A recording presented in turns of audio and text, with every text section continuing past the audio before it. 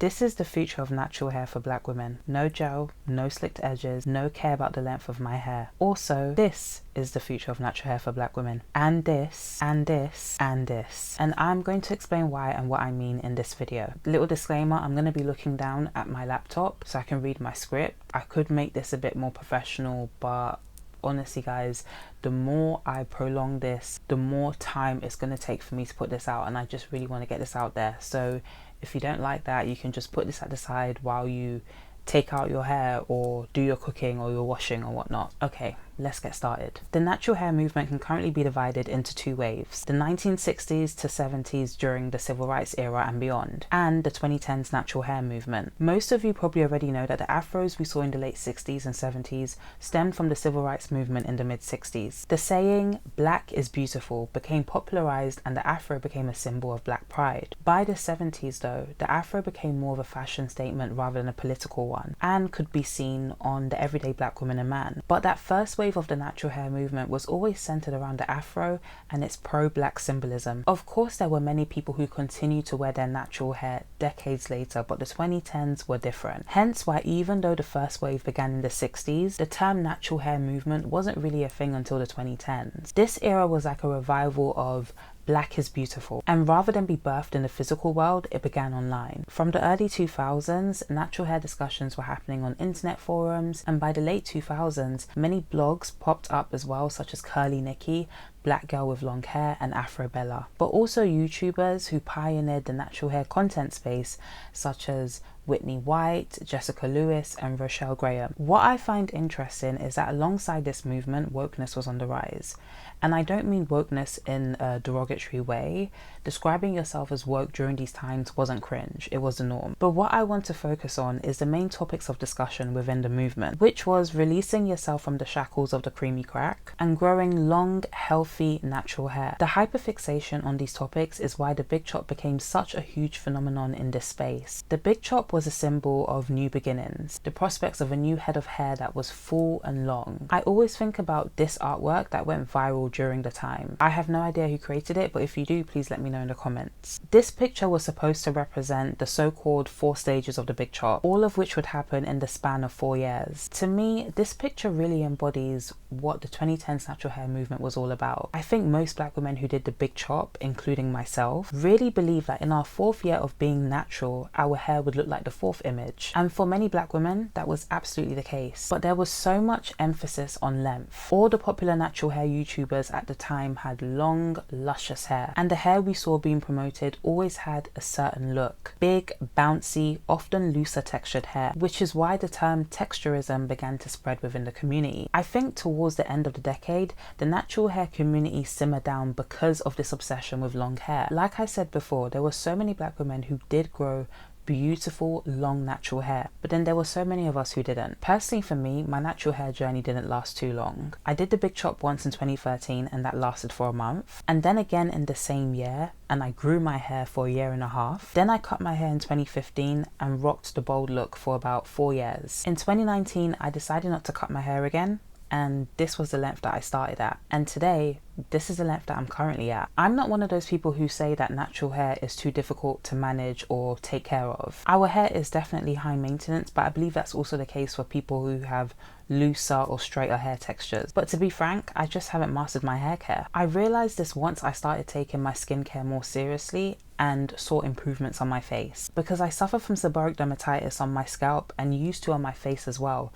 but my skincare has cleared that up for me. However, my hair is still in need of so much help. And looking at how much my skin improved from a very simple skincare routine, mind you, I know that I just need to apply that same motivation to my hair in order to see results. I also realized my hair is on the finer side, which explains why in the past when I would attempt to do mini twists, my twists never look as thick and juicy as the natural hair gurus I'd see online. I think many black women who participated in the 2010s natural hair movement can relate to my case, where the expectations you had for your hair just never came to pass. This wasn't the only reason why the natural hair movement waned. There are many reasons, but another big one was that the movement served its purpose. Most black women came off of the creamy crack and are now natural, regardless of whether they wear their hair out or in protective styles. And the ones who do relax their hair do so with more care and strategy due to the knowledge that they have acquired from the movement. The rules in the community were strict, but now I see so many black women say it's just hair, especially when it comes to things like using heat. Like the big chop isn't such a big deal anymore, which leads us to the 2020s. The 2020s have been my favorite era of black hair so far across all genders, because one thing I never mentioned was black men's relationship with natural hair in the 2010s. Yes, black men were also on their natural hair journeys. Let me quickly explain. By the way, the reason why I'm taking you guys through these eras is to give context to my 2030s predictions.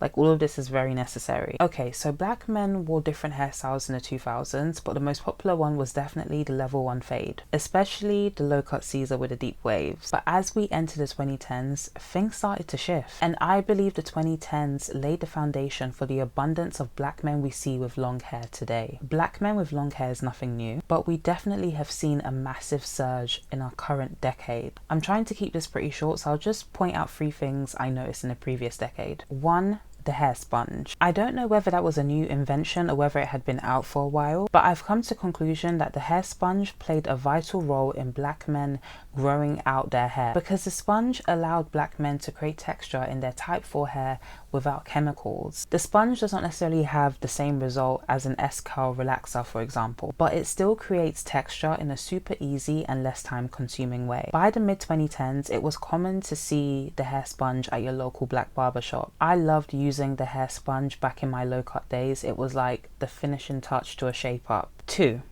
the rise of the Afro taper fade, or simply the Afro taper. The Afro taper we see today really began in the 2010s. Now, once again, I'm not saying that black men never wore their hair like this. In the 90s, they were doing the high top fade, and this style had an S-curl variation, which was super popular. But the Afro taper kind of feels like an evolved version of the high top fade. You see how I said that the hair sponge led to black men growing out their hair because the textured look gave them more confidence to do so? In my opinion, it made black men more accepting of their natural hair. Unlike the 90s high top or the 70s afro, the 2010s Afro taper signaled a shift towards black men wearing their natural hair in a less uniform way, and it still being considered as cool and acceptable. But I'll talk more about that in my 2020 segment. And lastly, 3, the rise of locks. Prior to the 2010s, locks were usually associated with black men or women who were Rasta or Afrocentric or conscious. But then came the Chicago drill era. I honestly believe that era of Chief Keef and the whole Chicago drill scene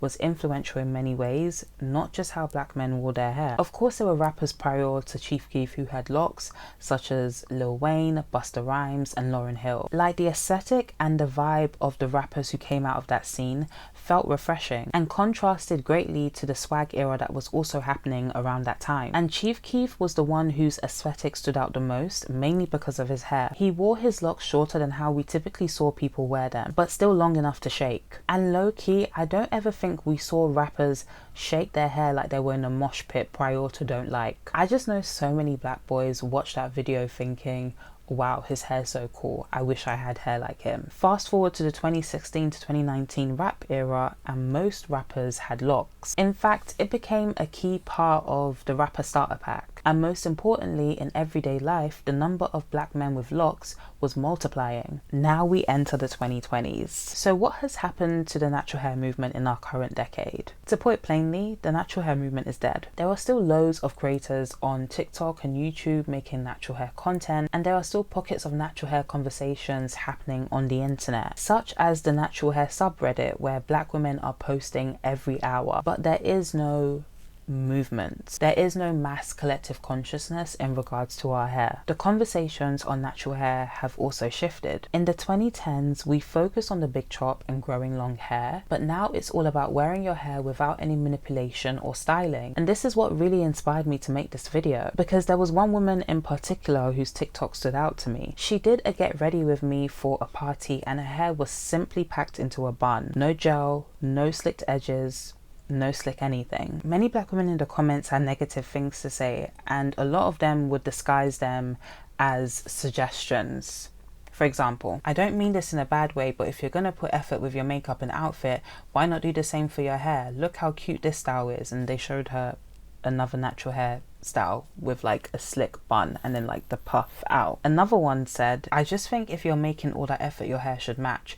I understand you have sensory issues, many of us do, but as a black woman, I think we should take pride in looking put together. This can be done in a natural way. Just wear your afro if you want this look. I understand your friends cannot relate to you in sense of appearance, which is why it's important to grow and have kin the same race as you for hints and tips, because I think this woman has a lot of white friends. Some people may not see them as negative, but I do, because it means you're suggesting that wearing your hair like this is wrong and it shouldn't be. But there was actually a lot of support and other black women in defense of her. A lot of black women called out the comments and said things like, guys, this is her hair, that's how it grows out of her hair, it's done. Another one said, I don't know when we will be free because everyone else can wear their hair in peace. Another one said, people complain when black women won't embrace their natural hair and still complain when they want to wear braids, wigs, etc. Not everyone has to always have slicked back hair. She looks good, so what's the issue? And I very much agree with that person. This sort of support is something that I have noticed more and more amongst black women. This sort of like pushback against the idea that low manipulated type 4 hair isn't done. That black women should feel comfortable to wear their hair without having to do so many steps, because the natural hair movement was all about steps. Too many steps. The 2020s has been about going back to basics. I've seen so many black women revert back to using old school hair products such as Blue Magic, Dax and Pink Lotion. Another black woman that went viral for wearing a messy bun was Chelsea Sims. Once again, she was critiqued by other black people for not slicking her hair in a bun. Looking at her hair, I genuinely don't see anything wrong. It looks styled to me. It looks healthy, fluffy, and her edges are full. So what really is the issue here? I believe the need to police the neatness of each other's hair is partially to do with slavery and colonialism, which has caused us to hyper-surveil ourselves and each other when it comes to our appearances. But I also believe that the policing cannot solely be blamed on colonialism and slavery anymore. Another aspect of it is to do with black emphasized femininity, which I will speak more about in depth in another video, because explaining it would also mean explaining hegemonic masculinity. But to very lightly touch on, the easiest way I can describe it is that hegemonic masculinity basically represents the ideal type of masculinity that men in society are expected to follow. Emphasized femininity is like the female version, but it's not referred to as hegemonic because it does not legitimize female dominance over women, like how hegemonic masculinity legitimizes male dominance over both men and women. Instead, it is more so complementary to male power. Side note, there are sociologists who disagree with this, but that's for another day. Hegemonic masculinity can look and present differently as the world is filled with different societies and cultures. So for example, here in the West, masculine ideals can look different to masculine ideals in East Asia or various parts of Africa. It can vary from country to country, tribes, races, etc. Hence why black hegemonic masculinity is a thing. Hi guys, editing Rakaya here. I just want to make it clear that when I say black hegemonic masculinity is a thing, I don't mean that it's a literal theoretical framework. I mean that once you understand hegemonic masculinity as a theoretical framework, you're able to apply it in different ways. So for example, if you're talking about black men and the ways in which masculinity affects them, that's when you might end up identifying how there are certain traits that they exhibit that is very specific to black men, and then you would frame that as black hegemonic masculinity, which is exactly what I'm doing now. It's very similar to intersectionality. Like once you understand intersectionality as a theoretical framework, you're able to see the ways in which it shows up. You're able to use it as a tool. So for example, if you want to highlight how black, queer, disabled women are marginalized in society, your understanding of intersectionality will help you to articulate the ways in which they're marginalized, the ways in which those overlapping aspects of that specific type of black women, the ways in which it affects them and how that relates to their marginalization in society. Hopefully it makes sense what I'm saying, but I just felt like I should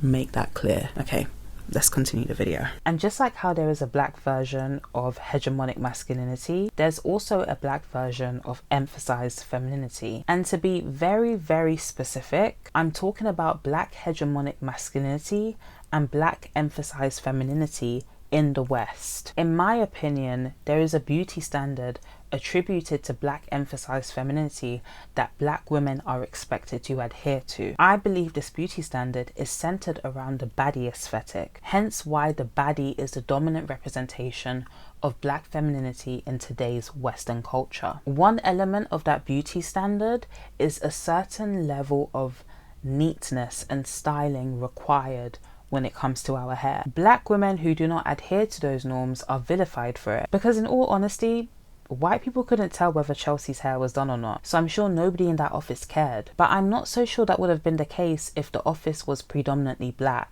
In fact, here's a clip of a black woman in a Nigerian corporate office being told to go and get her hair done. What is wrong if you plait your hair? I don't like plaiting my hair. It's not about Somebody mine. cannot. What? Why don't you plait your hair? And it will be fine on you. I don't want to do all that. It's not once. I like my hair the way it is. We don't like the way it is. Okay. So I wore my hair like this to work, which is how I prefer to wear my hair generally. And I didn't get any trouble for it in America. But in Nigeria, everybody's like, when are you going to get your hair done? When are you going to go and make your hair? Today, when my boss saw my hair, he unironically went to the salon and paid for a hair appointment for me to go get my hair done. I'm not joking. I'm here at the salon because my boss said I have to go do something with my hair. I'm not saying that being in a white office is safer or easier. Of course not. There's still the anxiety of somebody touching her hair without permission and other microaggressions towards her hair. But there defo is less pressure to follow the beauty standards of black emphasized femininity when you're not around other black people. Anyways, another person I wanted to mention is the creator Lip Gloss, who really had an influence on TikTok in the early 2020s. Lip Gloss's most popular videos were about wearing her natural hair in public just the way it is, and deconstructing beauty ideals within the black community when it comes to our hair. Her takes went super viral, and low-key she developed an almost cult-like following. Despite the fact that she hasn't posted in over 3 years, she still gets talked about online. A lot of black women say that she was right about many things, some even referring to her as a philosopher. Aside from the discussions on wearing your natural hair freely, there's also been a push to wear afro-textured wigs and weaves if you do decide to wear them. Whether it's yaki or straight up 4C bundles, many black women argue that they should be the norm. And I 100% agree with this, because once again, I'm going to explain in my 2030 segment. But hair technology has improved. Brands like Ruka Hair are creating bundles and clip-ins for coily hair textures. Because to me, weaves and wigs are not a sign of self-hate. But I do believe that constantly wearing hair that does not look anything like yours is. Wearing afro hair textures should be the norm. They fit every aesthetic and hairstyle, including the baddie aesthetic, which I said before is the dominant representation of black femininity. Because now bust downs are not just bone straight weaves and wigs. Now they also come in the form of braids and cornrows and twists. You can still look like a baddie while wearing a hairstyle that originates from us, or wearing a wig that looks like it could be from your scalp if your hair was air dried, blown out, or even silk pressed. Braid hairstyles have also come a long way from the 2010s. Knotless braids didn't really begin until around 2018, and despite the fact that we've always had a variety of braids to choose from, popular braid styles were pretty simple for most of the decade. I didn't get my first goddess braids until March 2020, and Instagram hairstylists weren't really a thing until around 2018ish. This is because outside of the natural hair movement, black hair innovation in the 2010s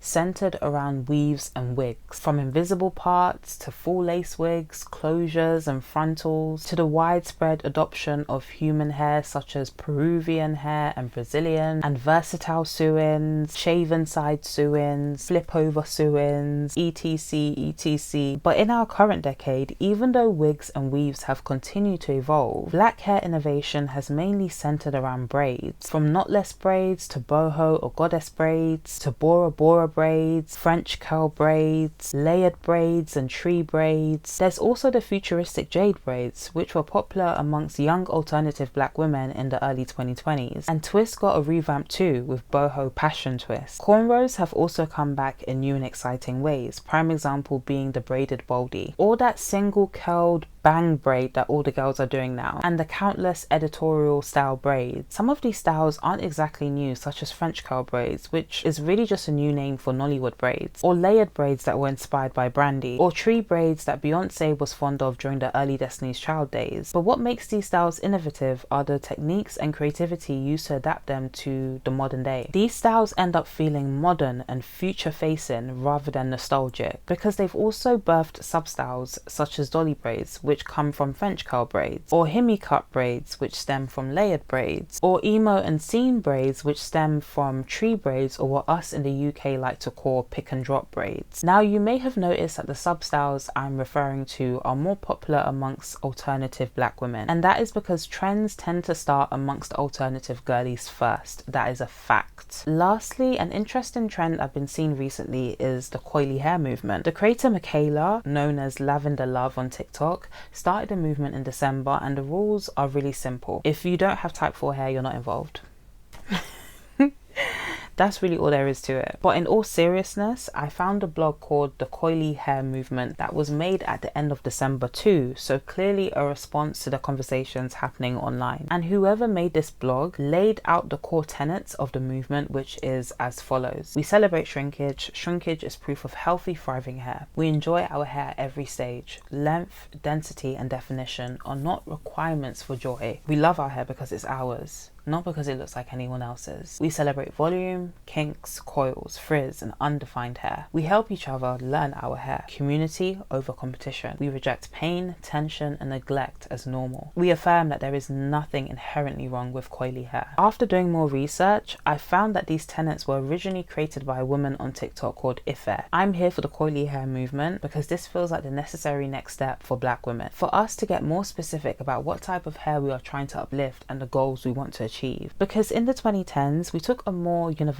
approach, which led to the exclusion of the people that the movement was truly for. Okay, so before I speak about the near future, I want to quickly speak about black men and their natural hair in the 2020s. Black men have not only remained consistent, but their pride in their natural hair has gotten even stronger. We saw a growing number of black men opting for long hair in the mid to late 2010s, but today that number has increased even more. Locks have become the default hairstyle for many black men, no matter their personal aesthetic or interests. Locks have become such a normalized hairstyle that it has even spawned sub-styles like wicks, which originated from South Florida. I love wicks, by the way. A lot of people don't like them, including black people, but I feel like similarly to freeform locks, wicks are very unapologetic and alternative. Despite the neat sectioned parts I see loads of people with wicks have, the style itself is still unconventional. Small locks are more acceptable because people find them to be more presentable, but wicks are thicker and they stand out more. Another trend I've seen amongst black men is them growing out their front taper. Don't get me wrong, the front taper is still the standard for black men with long hair. However, there were loads of black men who are now opting for full edges. This signals a shift I mentioned earlier in this video about black men wearing their hair less uniform. A lot of people say that the taper is meant to protect your hairline from hair loss, but that's not a proven fact. I personally think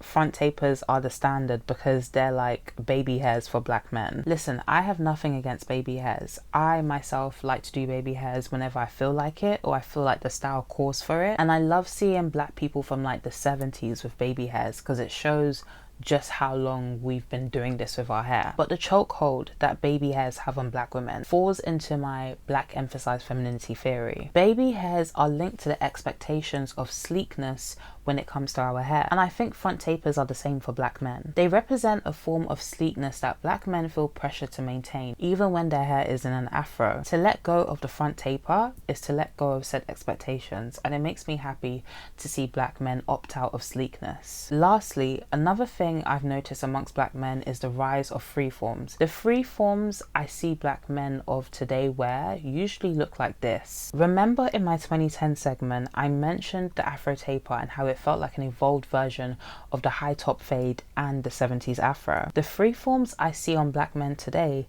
takes it a step further. This kind of hairstyle would have never been acceptable in the 70s, despite the fact that the 70s afro was a symbol of black pride. Afros back then were still expected to be picked and perfectly rounded. Shape will always be important to black people, but there is still more freedom in freeforms. Freeforms have more abstract shapes, and however they grow is unique to the individual. Nobody's freeforms look the same. Unlike the 70s afro, where maybe the difference between my afro and yours would be the length. I have to be clear, freeform locks have been around for decades, but my point is that the freeforms I see black men do today are different. What confirmed it for me are the videos I see of black women wearing freeforms and guys in the comments saying, never seen a girl with freeforms before. I also feel like most of them don't even intend to grow their hair down their back. There is a specific look of the 2020s freeforms that requires your hair to crown your head, if that makes sense. Like, I don't think the look of long freeforms is a desired look. I love it though, because the black men I see with it look like anime characters, and I think that looks very cool. Also, before I started filming this video, I realized that one of my favorite artists, Scarlord, used to have like semi freeforms in the late 2010s, and it looks similar to what I just discussed. And I think there were a few other black men and few other rappers who had that look as well, but I still don't think it was as much as I'm seeing now. And I feel like the freeforms that I'm seeing now is just a lot more abstract, you know, it's a lot more, I don't know, it's a lot more freer, if that makes sense. Now for the 2030s or the near future. So what's next? I'm going to provide a few predictions and I'm going to throw in a wild card. In the 2030s, I believe we will see a full-on natural hair movement revival, as big or even bigger than the 2010s wave. I don't believe it will have the same name. Either the coily hair movement will overtake it or another umbrella term will replace it. This is because the coily hair movement feels like a niche down version of it, and I wouldn't be surprised if this continues to happen, as in more niche down hair movements spawn in the next few years. Because I'll be real, as much as I love the concept of the coily hair movement, there is still a huge possibility of bickering within it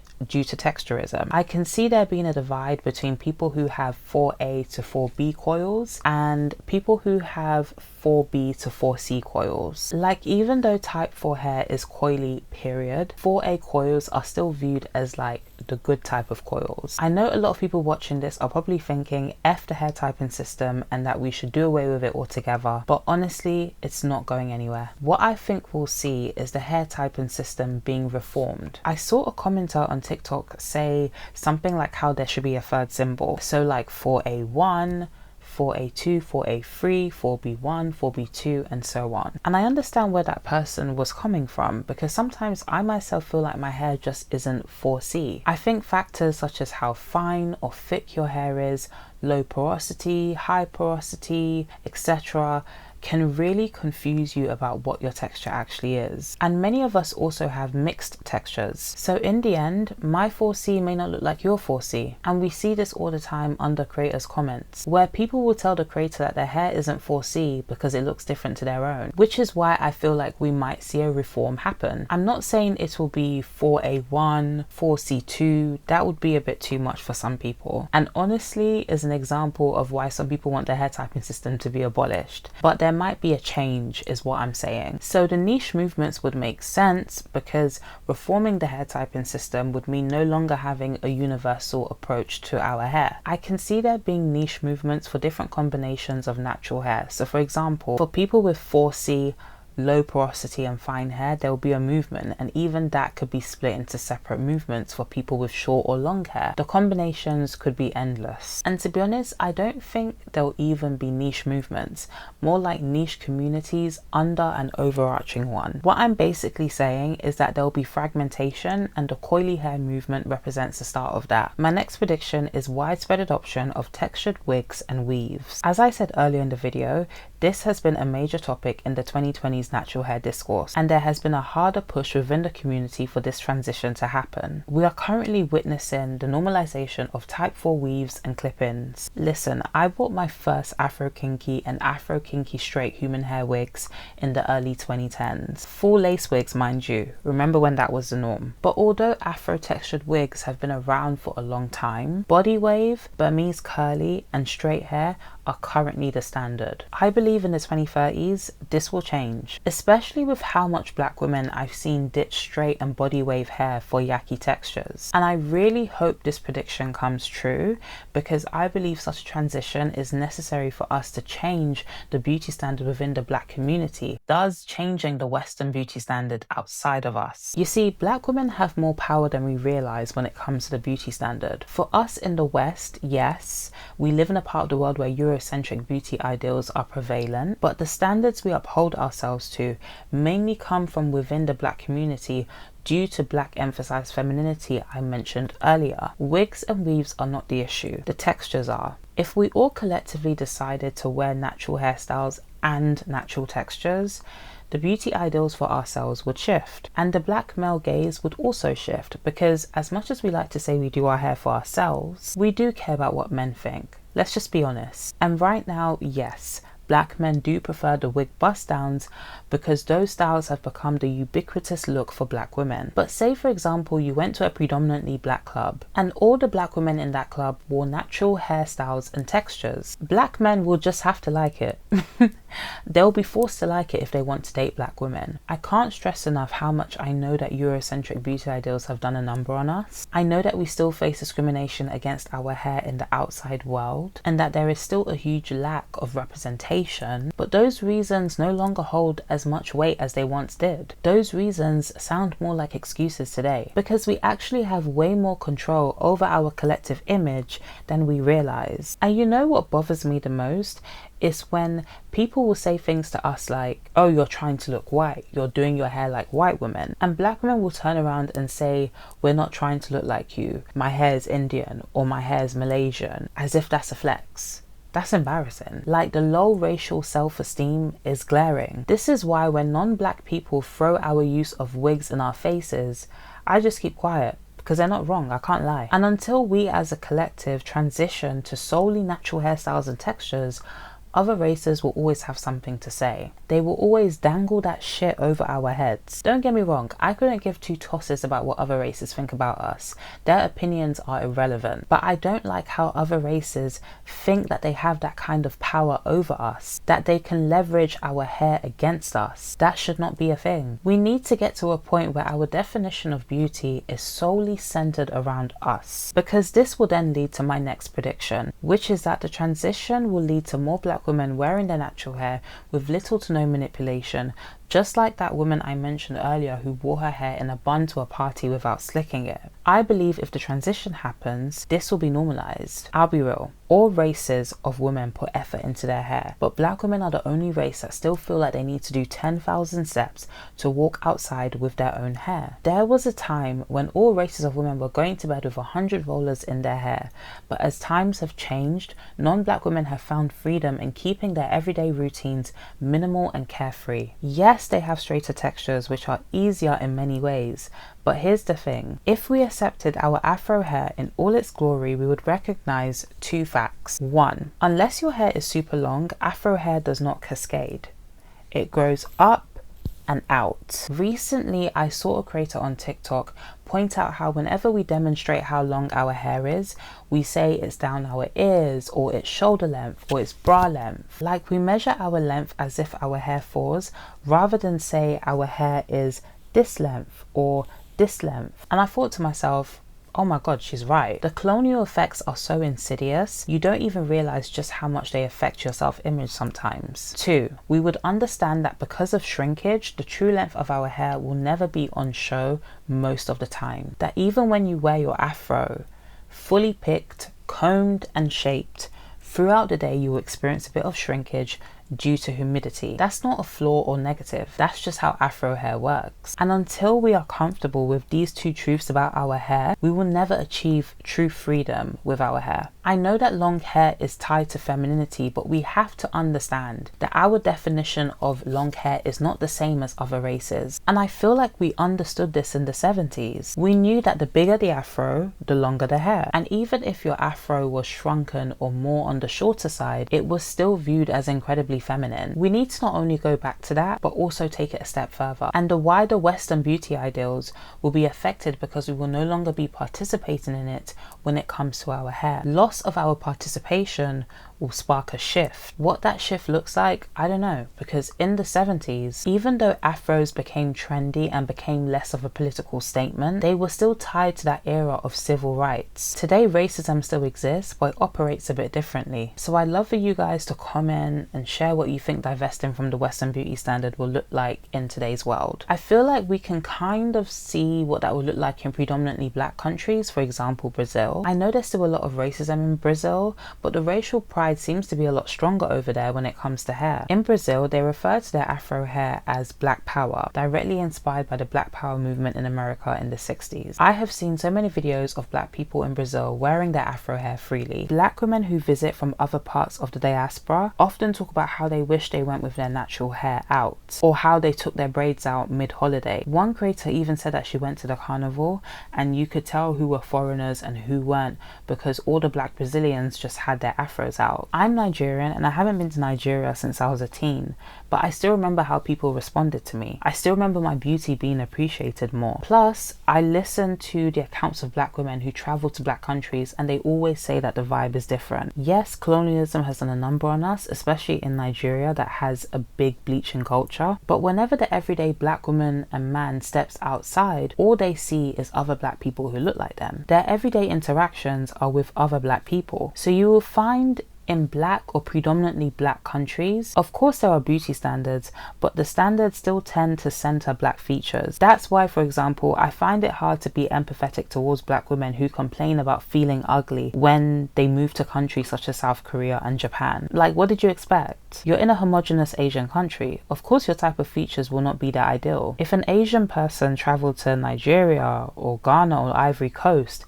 they would feel the same way. They would feel as if they have to assimilate for their beauty to be seen. Also, while I was writing this last bit, a creator on TikTok called Sharon or Shoz has been on black women's necks about the self-hate when it comes to our hair. And she's right. I agree with everything that she's saying. Once again, wigs, weaves, extensions are not the issue in my opinion. Adding hair pieces or extensions to our hair are pre-colonial practices. But wearing textures that don't match your own is an issue. Like, if you have a problem or discomfort wearing afro kinky textures, then you may need to look within. Okay, so what about the guys? Black men have a similar trajectory towards hair freedom like black women, and they are ahead of us in many ways, but they've also battled with self-hate towards their hair. Before black power, they had the cork, and in the 80s it was the jerry curl. Hip-hop introduced the lineup and the high top fade, and the S-curl peaked in the 90s. Even though S-curls were phased out in the 2000s, black men were far from free. I would argue that the level 1 fade is the same as a wig. Yes, because while black women hide their hair under wigs, black men hide their hair under a short cut. Keeping it low means not having to deal with your texture, which is what makes this long hair phenomenon amongst black men so important. Seeing them with locks, cornrows, freeforms and afros is a sign that they too are heading towards hair freedom, especially when I see so many long-haired black men with African immigrant parents. Because as a Nigerian, I can tell you that African parents are so brainwashed when it comes to hair. If they see their sons with cornrows or locks, they'll either say, do you want to be Jamaican or American, or do you want to be a girl? But things are changing, and I believe with black men we will continue to see them growing their hair and moving further away from uniformity. I also believe that because of this, we will also see a natural hair movement amongst black men. Like I said, black men are on their own natural hair journey, but there hasn't necessarily been a movement for them, not like how us black women have been doing it. We haven't really seen black men fighting for representation since the 70s, but a few years ago when the character design for Miles in the Spider-Man 2 game came out, black men were pissed because he had a Killmonger cut. The whole thing was hilarious but also so true because it shed light on a Killmonger cut pandemic happening in the gaming world, where all black male characters are given the same hairstyle, and black men didn't like it because they felt like it didn't represent them at all. As cool as the Killmonger cut was, it wasn't that popular, especially in 2024. It felt like non-black game developers saw Black Panther and was like, yeah, this is it. This is the hairstyle we need to give our black male characters to make them look cool and edgy. But the thing is, most black men don't wear their locks like that, and there's a huge variety of styles they wear with locks alone. Talk less of cornrows, braids and trims. And even the movie males didn't have a regular afro, which game developers also love giving their black male characters. He had an afro taper, a style I've already discussed extensively. And I love the fact that black men voiced their frustrations and fatigue about this, and wanting to be represented accurately. It made me think, wow, things are really changing. So yeah, in the 2030s, I believe that black men are no longer going to quietly embark on their natural hair journeys, but are going to be very loud about it, and they're also going to loudly encourage each other to do the same, as well as push harder for proper representation. Now for my wild card. I believe the Jerry curl might come back. I know what you're thinking, but this goes against everything that you said. But that's exactly why it's a wild card. A huge chunk of what I do in the marketing realm is study trends for a living. And so when it comes to cultural trends, the pendulum always shifts. For example, 2010's politics is all about wokeness and heavily influenced by the left, but 2020's politics are heavily influenced by the right. This doesn't just happen in politics. It happens in fashion, in beauty, in music, etc, etc. For years, I've been tracking the return of indie sleaze. For those who don't know, indie sleaze refers to millennial fashion and indie music from the mid-late 2000s to early 2010s. To be honest, a lot of people don't even use that phrase anymore, and I myself prefer to just state the time period. But anyways, mid-late 2000s to early 2010s fashion is on the rise, but only amongst the early adopters for now, as that is how the fashion trend cycle operates. It starts with niche crowds first and then slowly picks up. That era of fashion, and to be honest all the way up to 2018, was heavily influenced by the 80s. And so when that era of fashion makes a return, we won't just see a 2010s revival, but also an 80s one. Fashion overlaps with beauty trends, and that's why I feel like the Jerry curl may come back, or at least the big 80s curly hair. If it does, it won't be as damaging or time consuming as before, because we already have a modernized version of the Jerry curl called the Gina curl. The Gina curl apparently doesn't cause damage and can be worn dry, and it's by no means a popular hairstyle, but I've been seeing quite a few black women getting it done. However, I can see there being a future return to curly chemical processing, because majority of black women now are natural, even if they never wear their natural hair out. In comparison to the 2000s, where almost every black woman and girl you knew had a relaxer. And the fact that this standard of having natural hair has remained for 10 plus years could mean that a pendulum shift is imminent, but we'll have to see. These are my personal predictions after all, but I also haven't just pulled them out of my ass. Like I said, analysing trends is my thing, so these predictions are based on patterns that I've been noticing. If you've made it this far, thank you so much. I know it's been a long time since I've last posted, but writing the script for this video made me realise why. I've been writing this since roughly around January, February, and it is now the ending of April. Coupled with my ADHD and some of the worst months of my life, I'm surprised I even managed to finish it. But also, side note, I did a twist out. I haven't done a twist out in years, since like 2022. I haven't done a twist out, and twist outs used to be my go-to hairstyle. Not my go-to hairstyle actually, my go-to hairstyle for whenever I wanted to dress up and go out. And doing it again has made me realize that was the case, because for me, this is the equivalent to, like, for example, women who have like straighter hair textures or looser hair textures, when they like straighten their hair and they just feel like, you know, that they feel really feminine and hot. I feel like that's the equivalent. An afro is the equivalent of that for me. And that's why back in the day when I was natural, if I was going to a party, if I was going to a dinner, any sort of like special occasion, I was like, the afro has to come out, because that's the feeling I got. And now that I've done it, like, I'm remembering that feeling that I used to feel. I love it.